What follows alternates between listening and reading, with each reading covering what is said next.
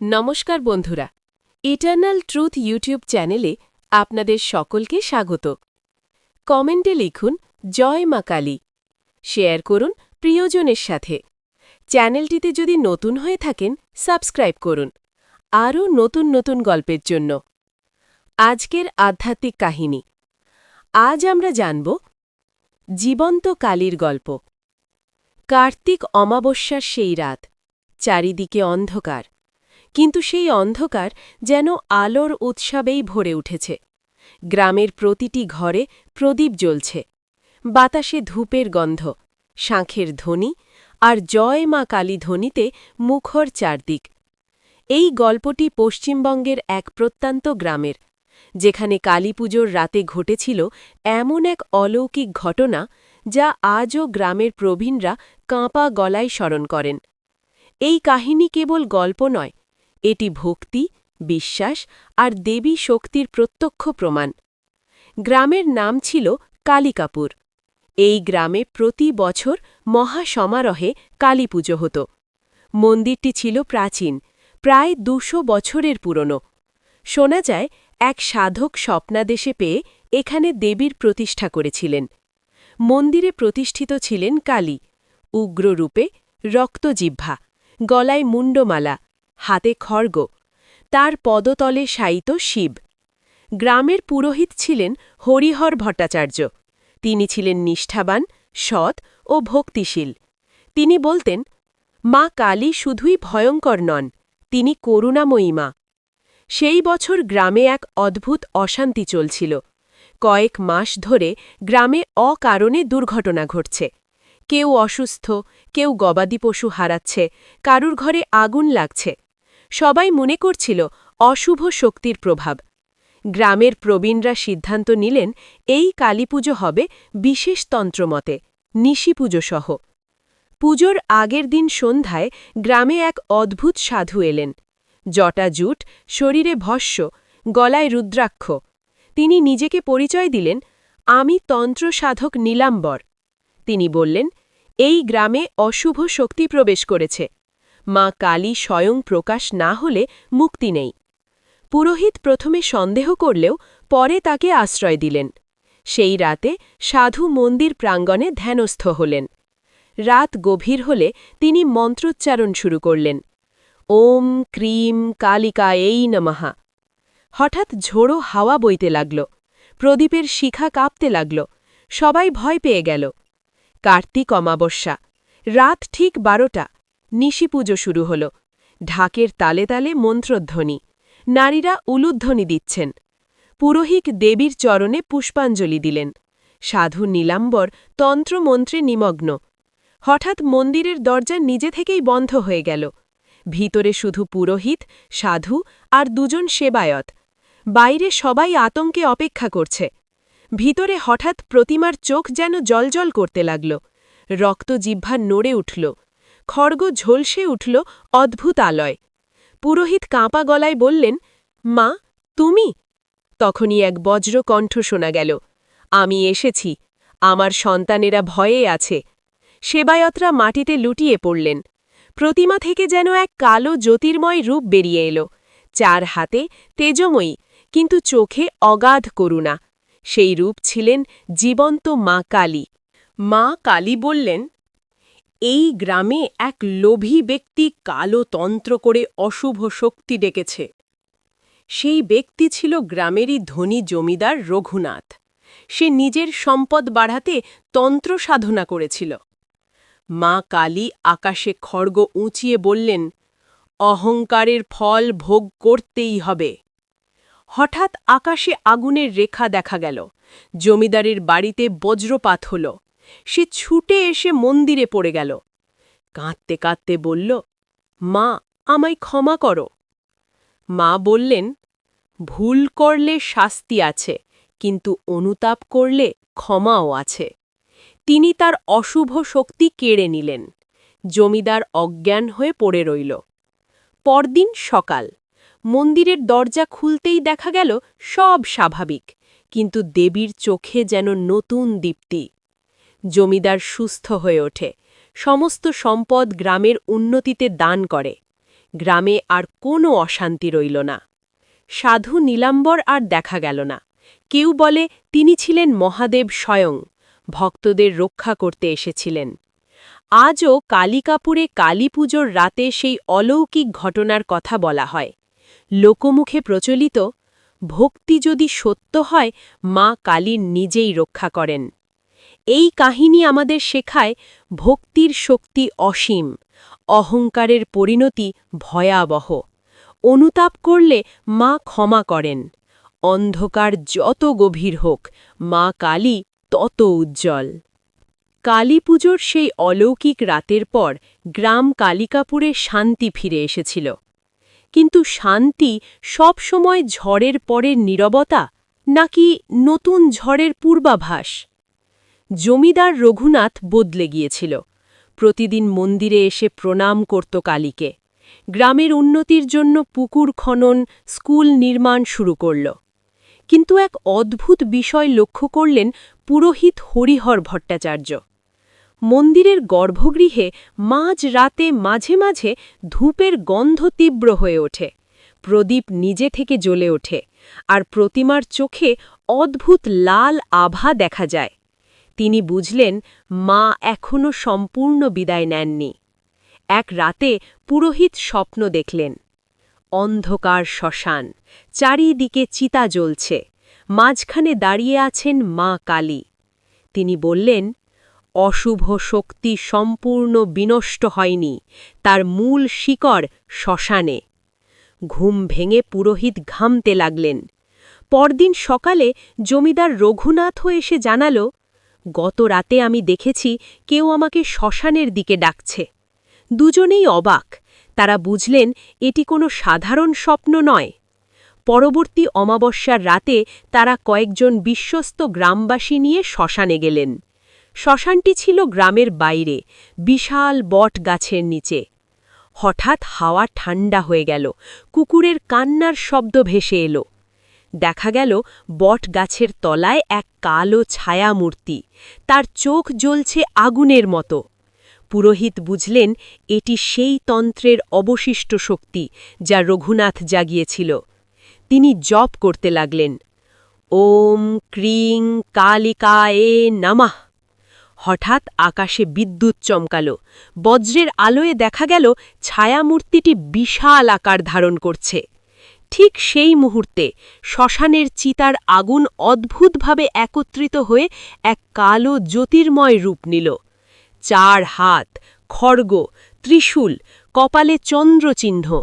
মা কালী স্বয়ং আবার প্রকাশ পেলেন। তার পদতলে যেন অনুভূত হল শিবের শান্ত শক্তি। মা বললেন, ভয় পেও না, অশুভের মূল আজ ছিন্ন হবে। তিনি খড়গ উঁচিয়ে ছায়ামূর্তির দিকে এগোলেন। এক প্রচণ্ড শব্দে সেই অশুভ শক্তি ভস্ম হয়ে গেল। গ্রামবাসীরা মাটিতে লুটিয়ে পড়ল। মা কালী পুরোহিতের দিকে তাকিয়ে বললেন, তন্ত্র খারাপ নয়, লোভই তাকে অশুভ করে তোলে। তিনি রঘুনাথকে বললেন, তুমি ভুল করেছিলে, কিন্তু অনুতাপ তোমায় রক্ষা করেছে। তারপর মা ধীরে ধীরে আগুনের শিখায় মিলিয়ে গেলেন। শ্মশানে আবার নীরবতা।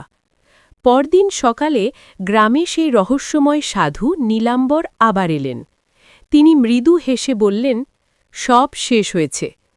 পুরোহিত জিজ্ঞেস করলেন, আপনি কে? সাধু শুধু বললেন, যে ডাকে আমি তার কাছেই আসি। এই বলে তিনি গঙ্গার ঘাটের দিকে হাঁটতে হাঁটতে অদৃশ্য হয়ে গেলেন। অনেকে বিশ্বাস করেন তিনি ছিলেন মহাদেব স্বয়ং। আজও কালিকাপুর গ্রামে কালীপুজোর রাতে মাঝরাতে শাঁখের শব্দ শোনা যায়। মন্দিরে প্রদীপ নিজে থেকে জ্বলে ওঠে। কেউ কেউ বলে এক কালো ছায়া আশীর্বাদের ভঙ্গিতে দাঁড়িয়ে থাকে। গ্রামবাসীরা জানে মা কালী জীবন্ত।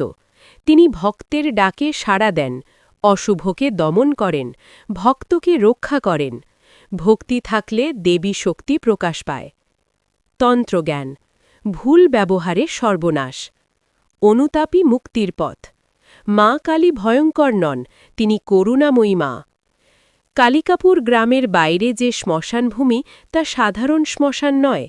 গ্রামের প্রবীণরা বলেন এই স্থান একসময় তন্ত্র সাধনার পীঠক্ষেত্র ছিল। শোনা যায় 18 শতকে এক মহান তন্ত্র সাধক এখানে কঠোর সাধনা করেছিলেন। তিনি ছিলেন রামপ্রসাদ সেনের সমসাময়িক, এক গোপন সাধক। তিনি স্বপ্নাদেশ পান কালীর কাছ থেকে।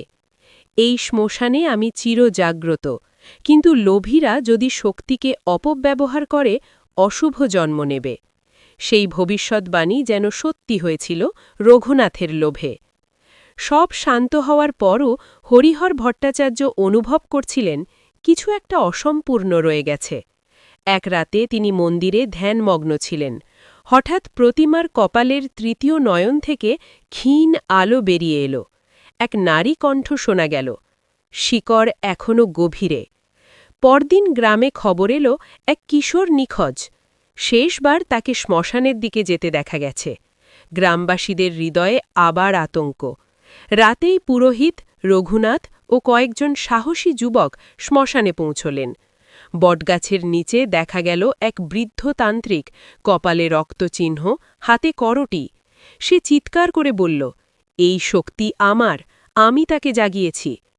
পুরোহিত বুঝলেন রঘুনাথের প্রথম তন্ত্রকর্ম অসম্পূর্ণ থাকায় আরেক তান্ত্রিক সেই শক্তিকে নিজের নিয়ন্ত্রণে আনতে চাইছে।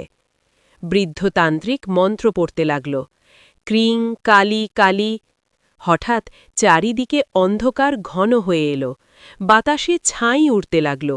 হঠাৎ আকাশে প্রবল বজ্রপাত। শ্মশানের চিতা থেকে আগুন উঠে এক বিশাল রূপ নিল। 4 হাতে অস্ত্র, জিহ্বা রক্তবর্ণ, কপালে তেজ। জীবন্ত মা কালী আবার প্রকাশ পেলেন। তার পায়ের নিচে শান্ত শক্তি অনুভূত হল, যেন শিবই নিজেই সেই রূপকে ধারণ করে আছেন। মা বজ্রকণ্ঠে বললেন, শক্তি ভক্তির জন্য, অহংকারের জন্য নয়। বৃদ্ধতান্ত্রিক ভয়ে কাঁপতে লাগল। বৃদ্ধতান্ত্রিক নিজের রক্ত দিয়ে যজ্ঞকুণ্ডে আঘাত করল। অন্ধকার থেকে অসংখ্য ছায়া বেরিয়ে এলো। গ্রামবাসীরা চিৎকার করে উঠল। মা কালী খড়গ উঁচু করে বললেন, হ্রিং ক্রিং চামুণ্ডায় বিচ্চে। এক ঝলকে ছায়াগুলি ভস্ম হয়ে গেল। তান্ত্রিক শেষ চেষ্টা করল। কিশোরকে সামনে এনে বলল, আমায় শক্তি দাও, নইলে তাকে নিয়ে যাব।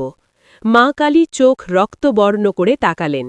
এক মুহূর্তে তান্ত্রিকের হাত থেকে আগুন বেরিয়ে এসে তাকে গ্রাস করল। সে মাটিতে লুটিয়ে পড়ে ক্ষমা চাইতে লাগল। মা বললেন, অনুতাপ করো, নতুবা বিনাশ অবধারিত। সে কান্নায় ভেঙে পড়ল। মা তার তন্ত্রশক্তি কেড়ে নিয়ে তাকে অচেতন করে দিলেন। কিশোরটি নিরাপদে ফিরে এলো। শ্মশানের বাতাস হালকা হয়ে গেল। মা কালী ধীরে ধীরে আগুনের আলোয় মিলিয়ে গেলেন। পুরোহিত অনুভব করলেন, এইবার সত্যিই অশুভের মূল ছিন্ন হয়েছে। পরদিন সিদ্ধান্ত হল, শ্মশানের বটগাছের নিচে একটি ছোট মন্দির নির্মাণ হবে। সেই স্থানে প্রতিষ্ঠা করা হল মহাকালীর এক বিশেষ রূপ। আজও কালীপুজোর রাতে সেখানে বিশেষ পূজা হয়।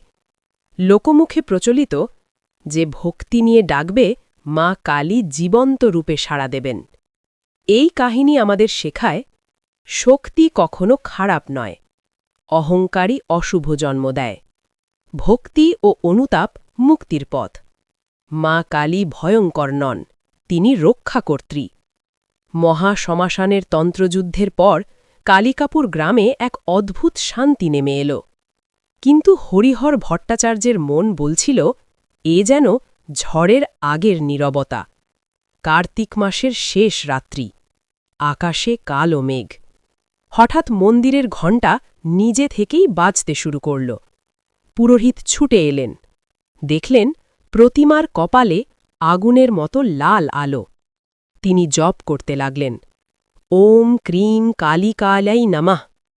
হঠাৎ এক বজ্রকণ্ঠ, শেষ দর্শনের সময় হয়েছে। মন্দির কাঁপতে লাগল। প্রতিমা থেকে এক অসীম জ্যোতির্ময় রূপ বেরিয়ে এলো। এইবার রূপ ছিল আরও বিস্ময়কর। অষ্টভুজা, হাতে খড়গ, ত্রিশূল, চক্র, শঙ্খ, গলায় মুণ্ডমালা, কপালে অগ্নিতেজ। তিনি ছিলেন মহাকালী। তার পায়ের নিচে শায়িত শান্ত শক্তি, স্বয়ং শিব। পুরোহিত ও গ্রামবাসীরা মাটিতে লুটিয়ে পড়লেন। মা বললেন, অশুভ বিনষ্ট হয়েছে, কিন্তু মানব মনের লোভ ও অহংকার চিরন্তন। মহাকালী আকাশের দিকে তাকালেন। চারিদিকে ঝড়, বিদ্যুৎ, অগ্নিশিখা। তিনি বললেন, যখন মানুষ ধর্ম ভুলবে, প্রকৃতি ক্রুদ্ধ হবে। যখন ভক্তি হারাবে, অশুভ শক্তি জন্ম নেবে। কিন্তু যে ভক্তি নিয়ে ডাকবে, আমি তার রক্ষা করব। রঘুনাথ কাঁদতে কাঁদতে বলল, মা, আমরা কিভাবে তোমায় স্মরণ রাখব? মা উত্তর দিলেন, ভক্তি, সততা ও করুণায়। প্রতিটি হৃদয়ই আমার মন্দির। হঠাৎ মন্দিরের গর্ভগৃহে এক উজ্জ্বল আলো ছড়িয়ে পড়ল। প্রতিমার কপালে তৃতীয় নয়ন স্পষ্ট হয়ে উঠল। তারপর ধীরে ধীরে রূপটি প্রতিমায় মিলিয়ে গেল। বাইরে ঝড় থেমে গেল। আকাশ পরিষ্কার। গ্রামবাসীরা দেখলেন, মন্দিরের সামনে মাটিতে ত্রিশূলের একটি গভীর চিহ্ন। পুরোহিত বুঝলেন, এটি দেবীর চূড়ান্ত আশীর্বাদ। পরদিন সকালে গঙ্গার ঘাটে সেই রহস্যময় সাধু নীলাম্বরকে আবার দেখা গেল। তিনি শান্ত গলায় বললেন, শক্তি জাগ্রত হয়েছে, কিন্তু তাকে রক্ষা করা তোমাদের দায়িত্ব। পুরোহিত জিজ্ঞেস করলেন, আপনি কে? সাধু মৃদু হাসলেন। তার কপালে চাঁদের ক্ষীণ চিহ্ন জ্বলজ্বল করছিল। সবাই বুঝে গেল, তিনি আর কেউ নন, স্বয়ং মহাদেব। এক মুহূর্তে তিনি অদৃশ্য হয়ে গেলেন। আজ বহু বছর পেরিয়ে গেছে। কালিকাপুরে কালীপুজোর রাতে এখনও প্রদীপ নিজে থেকে জ্বলে ওঠে। লাল জবা ফুল অদৃশ্যভাবে প্রতিমার চরণে এসে পড়ে। কেউ কেউ অনুভব করে, এক কালো ছায়া আশীর্বাদের ভঙ্গিতে দাঁড়িয়ে আছে। গ্রামের মানুষ বিশ্বাস করে, কালী জীবন্ত। তিনি কেবল প্রতিমায় নন, ভক্তের হৃদয়ে বাস করেন। ভক্তি থাকলে দেবীর শক্তি প্রকাশ পায়। অহংকার সর্বনাশ ডেকে আনে। অনুতাপ মুক্তির পথ। প্রতিটি হৃদয়ই দেবীর মন্দির। এই ছিল আজকের আধ্যাত্মিক কাহিনী। আপনাদের এই গল্পটা যদি ভালো লেগে থাকে, লাইক, কমেন্ট, শেয়ার, সাবস্ক্রাইব অবশ্যই করবেন। পুরো গল্পটা শোনার জন্য ধন্যবাদ।